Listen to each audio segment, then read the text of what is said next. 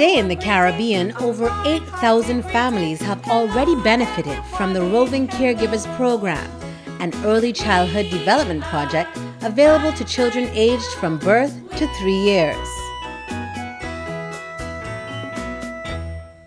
What started in Jamaica in 1992 as a teenage mother's project has evolved into a model program successfully replicated in Dominica, Grenada, St. Lucia, St. Vincent and the Grenadines, and Belize, coordinated by the Caribbean Child Support Initiative within the Caribbean Center for Development Administration, CARICAD. Blue, orange.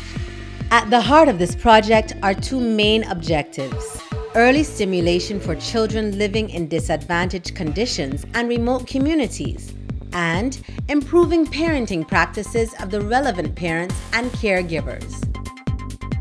However, the RCP model has gone way beyond its main objectives. Roving caregivers going into communities, stimulating kids, toddlers, interacting with their home-based caregivers, quickly recognized that there were health issues at play there, issues of nutrition, preventative health, inoculations, and so on.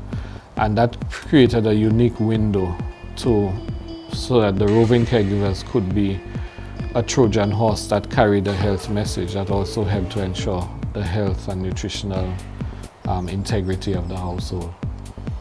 What that program architecture points to, and that's why I said earlier that it is really pointing to a new modality for the extension of social services in the Caribbean, is a recognition of the interconnectedness in terms of social issues. You cannot separate issues of health from issues of education. Embedded in some of these initiatives were opportunities. So for example, in the roving caregivers, the creation of soft toys in several of the replication sites.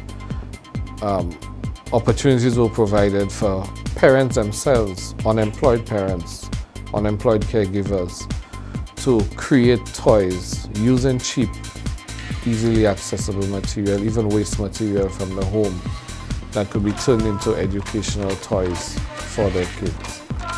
Impact studies of the RCP project were carried out in 2006 and 2008. The results were as follows. Parents gained a greater practical awareness of the value of good parenting practices in the formative years of childhood. The model triggered significant changes in parenting practices as well as changes in the areas of hygiene, sanitation practices, and nutrition where possible. There were positive effects seen in the cognitive development of children between 6 and 18 months, especially in fine motor skills and visual reception. The earlier that children were enrolled in the program, the greater the improvement seen in motor skills and language development. There was substantially higher stimulating interactions occurring within the RCP families. Micheline is putting the towel up, right above your head. Up. Yes. The RCP model has an operational simplicity about it, which sees the caregivers visiting homes at least once a week and spending up to 2 hours engaging the infants or toddlers in a range of activities while imparting these practices to the parents. However, behind the welcome simplicity is a strong research base and an ongoing training process. Apple. Oh, you see an apple. Within a fortnight, a rover will be seen at least once per fortnight by the supervisor. You visit a home, most times you get a roster from the rover.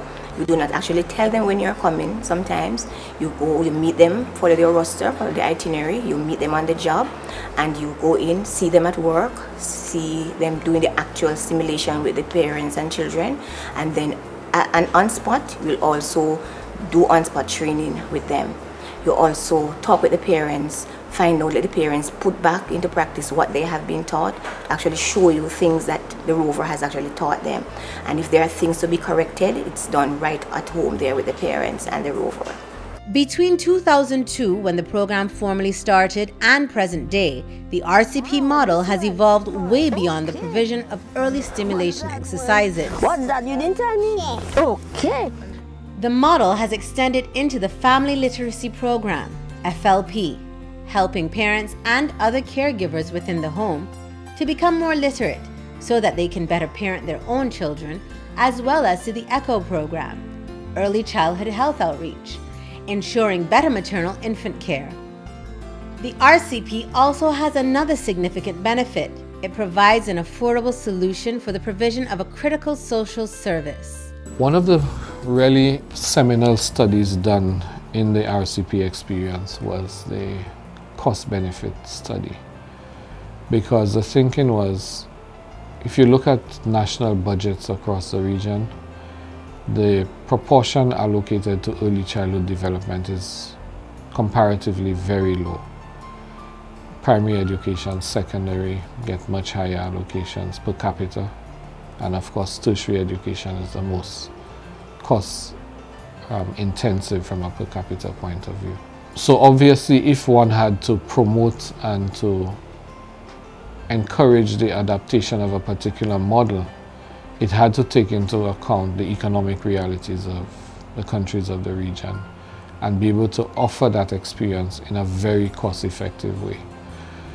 Well, what it showed, despite the fact that there were substantial differences in the unit cost per child in each of the RCP projects, it showed that the differences are due to the differing numbers of participating children.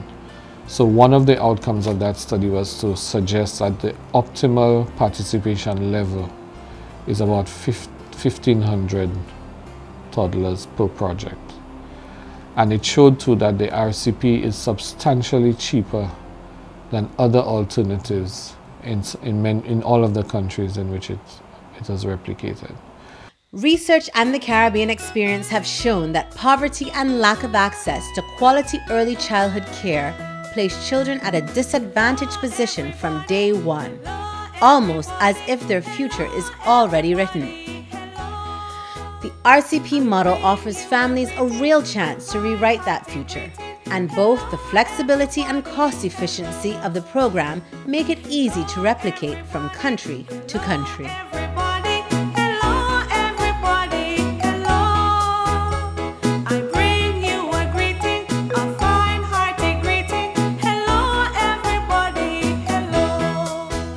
We know that within our countries, with all the challenges that exist, there is need for them to get that type of support to strengthen our families in order for them to raise their children in safe environments, that being what our focus is.